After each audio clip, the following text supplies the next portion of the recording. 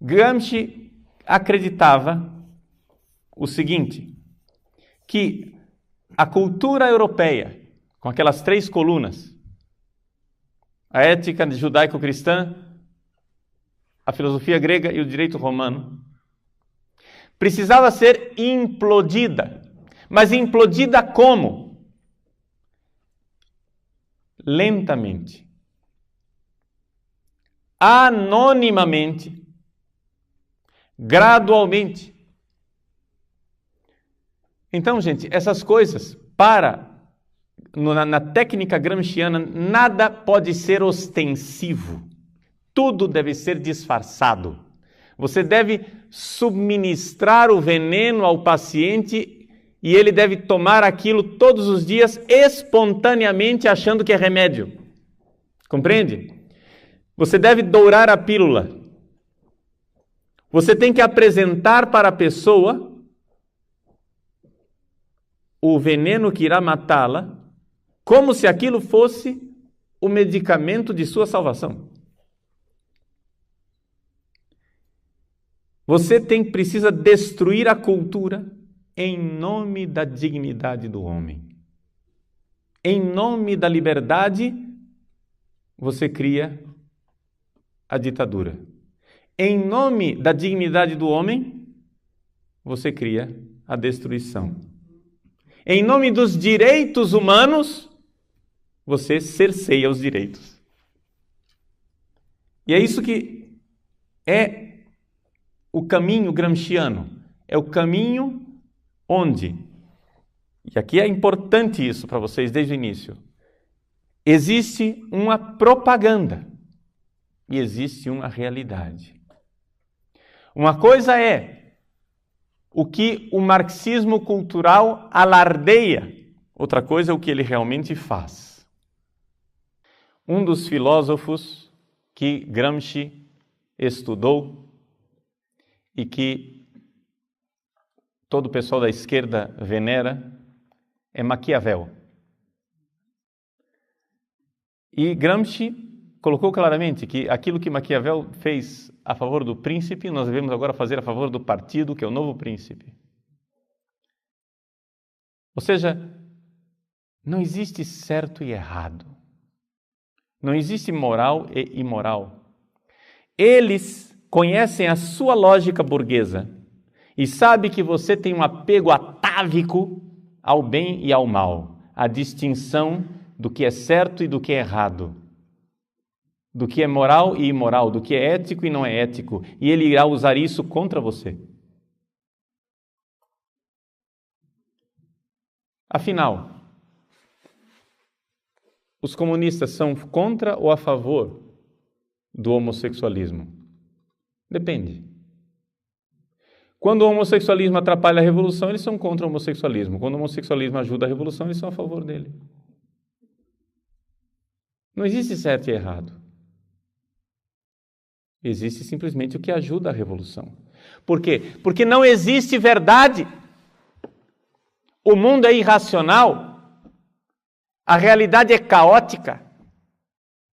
A realidade é irracional. Tudo aquilo que você coloca como sendo verdade racional é uma criação sua.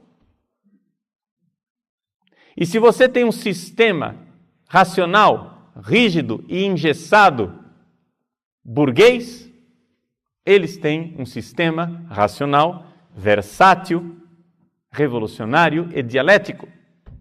É a dialética, é a força da dialética. Entende? A força da dialética quer dizer que, na Rússia, eles jogam os homossexuais na cadeia. Por quê? Porque eles querem o homo soviéticos, o novo homem que irá lutar. E o homossexualismo é uma falta de virilidade, é uma falta de força, é uma falta de capacidade de luta, de potência masculina. E, portanto, isso vai prejudicar a causa revolucionária, homossexuais todos nos campos de trabalho, nos gulag. Mas, por outro lado, Esses homossexuais são absolutamente indispensáveis e importantíssimos para derrubar o sistema ocidental. Então, os mesmos comunistas que põem os homossexuais na cadeia em Cuba irão despejar rios de dinheiro para fazer passeatas gay na Paulista. Por quê? Porque os direitos homossexuais irão trazer abaixo o sistema. Compreendem a lógica? Ou seja, a lógica é uma lógica dialética. Não existe verdade, existe aquilo que é oportuno. Então, como é que nós vamos fazer para transformar o senso comum? Vou ensinar a vocês a serem bons gramscianos. Quem aqui for professor de seminário, aprenda como é que se perverte um seminarista. Você faz o seguinte. Eu sou professor de, sei lá, me diz uma matéria aí, por favor. Hein? Uma matéria teológica. Eucaristia. Muito bem. Eu vou ser professor de Eucaristia. Então, teologia sacramental, tratado a respeito da Eucaristia. Chego em sala de aula, não trago nenhum livro, peço para vocês fecharem os livros, esquecerem o catecismo, porque afinal nós não vamos ser infantis, nós somos pessoas inteligentes. Então pense o que é Eucaristia. E os alunos começam a falar. Depois, outra coisa, essa posição que nós estamos aqui, eu sentado na cátedra e vocês aí, sentados em cadeiras, eu estou falando para vocês, impondo minhas ideias? Não, vamos sentar em círculo, onde nós somos todos iguais. E eu estou aqui somente como facilitador. Eu não vim aqui para ensinar nada a ninguém. E aí nós começamos a falar o que é que você acha da Eucaristia. Quando você diz alguma coisa a respeito da Eucaristia que seja revolucionária, a Eucaristia é a partilha do pão. Eu, como professor, enfatizo aquilo. Vejam, isso é importante o que ele está dizendo. Que observação inteligente. Você é perspicaz, você é muito crítico e você elogia e enche o ego daquele seminarista, ele se enche, né? É o balão, a vaidade. Não existe coisa melhor do que usar a vaidade das pessoas. Depois, um outro romaninho, vestidinho de calça social com a camisa abotoada até aqui, manga comprida, com o tercinho pendurado no bolso, diz: a Eucaristia é o sacrifício de Cristo na cruz. Mas você precisa ser mais crítico, meu filho. Você não pode... Veja a ingenuidade do que você está dizendo. Isso era o professor que não queria ensinar nada, hein? Ele não queria ensinar nada.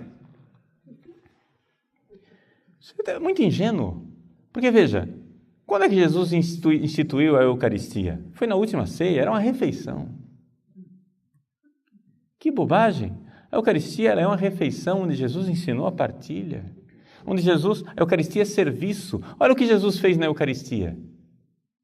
São João, por exemplo, dos 4 evangelistas, São João é o único evangelista que não tem um relato a respeito da instituição da Eucaristia, porque ele colocou o que no lugar?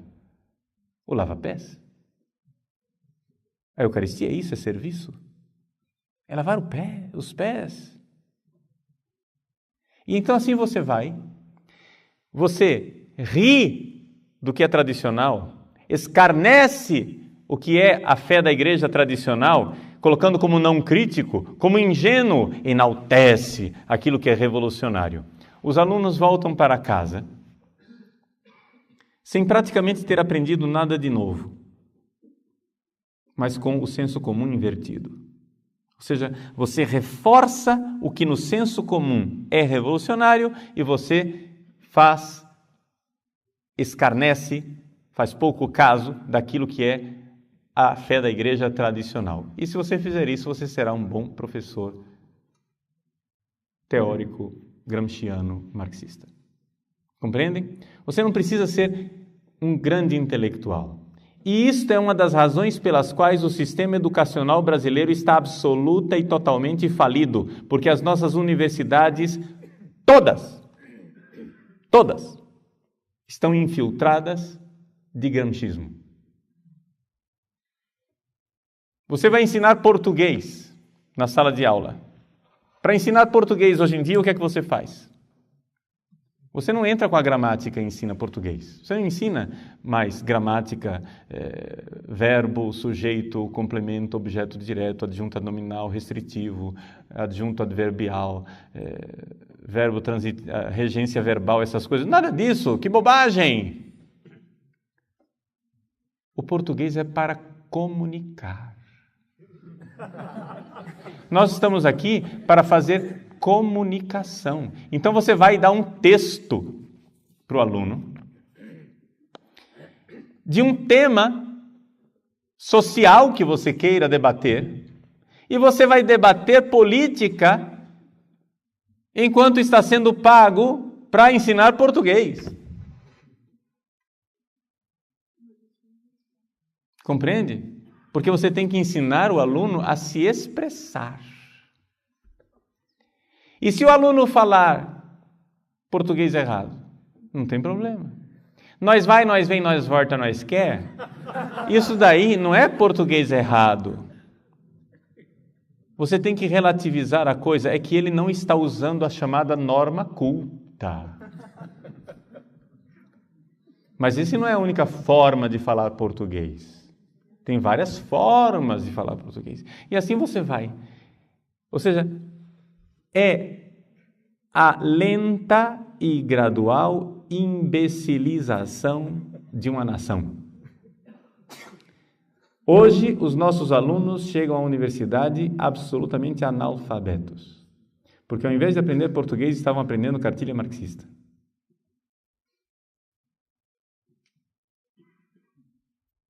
E isso ajuda muito, porque, afinal das contas, se eu quero implantar o socialismo, eu preciso dominar a sociedade, e para dominar, nada melhor que dominar uma classe de idiotas. Então, eles são anti-intelectualistas, não querem absolutamente que você aprenda nada, que você estude nada, e se for para estudar, é para estudar do jeito que eles querem.